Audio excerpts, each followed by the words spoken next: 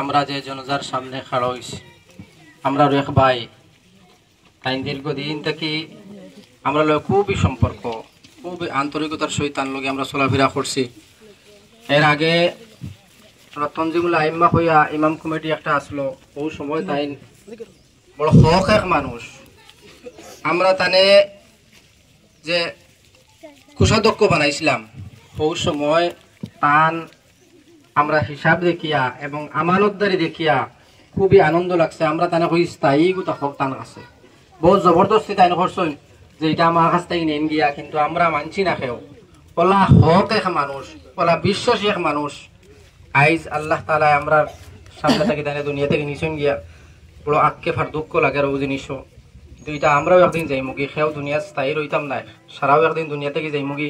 কিন্তু আফসোস লাগে যে বড় হক এক বালা নম্রভদ্র মানুষ আমরা কাছ থেকে বিদায় নিয়েছেন গিয়া, আল্লাহ তানে নিছেন গিয়া। আর আমরা তার লোকে মাগফিরতর দোয়া করতাম। আর আমরা ওলা মানুষে বালা হইতা, আমরা লাগে মানুষে আফসোস করতা।